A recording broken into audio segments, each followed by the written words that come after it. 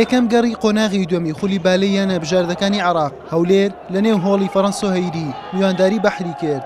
هەولێر لە قۆناغی یەکەم لە بەسرا بە بەحری دۆڕابوو، بۆیە مەبەستی تۆڵەی هەبوو. سەرکەوتنی لە دوو یاری ڕابردووشی باشترین پاڵپشتی بوو بۆ ئەوەی بە ئاستێکی بەرز بەدیار بکەوێت. لە گەیم یەکەم کوڕانی هەولێر سەرکەوتوو بوون بە ئەنجامی 25 خاڵ بەرامبەر 21 خاڵ.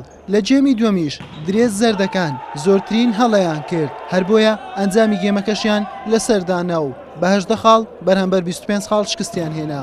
بەڵام لێرەوە پەیمانیان نوێ کردەوە کە زۆرترین خاڵ کۆبکەنەوە.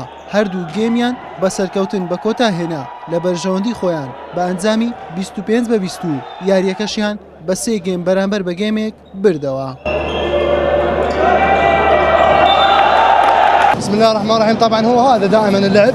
ئەمە یاریە دۆڕان و بردنەوەیە سەرکەوتوو نەبووین سوپاس بۆخوا هەندێک هەڵەمان کرد بەشێکی یاریزانەکانمان لاون هەندێک هەڵەی ئاسان کرا و یاریەکەمان لە دەستدا خوای گەورە هەمومان سەرکەوتوو بکات والله يوفق الجميع ان شاء الله. ئەو بردنەوەی ئەمڕۆ بەڕاستی یاریەکی زۆر گرنگ و بەنسبەت ئێمەوە لەبەرەوەی ئێمە لەگەڵ ئەوان دۆڕا بووین لە شاری بەسرا. ئەو گرنگێشەوەیە کە بتوانین ڕکابەرێک بکەین بۆ چوار تیپی چوار گۆشەی زێڕین، چونکە ئەگەر بیان بردبەوە لە ئێمە دەبۆ 6 خاڵ جیاوازەکە.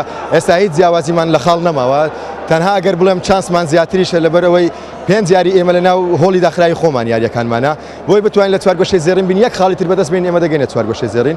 گرنگێکی ئەوەشە ئێمە لە ناو 14 تیپ کە بە لە دوای دابڕانێکی 3 ساڵ کە یانەکەمان دابڕابوو لە تۆپی بالا کە گەڕاینەوە ناو ڕکابەری و بگەینە چوار گۆشەی زێڕین بۆ خۆی ئەوە ئینجازێکی زۆر گەورەیە.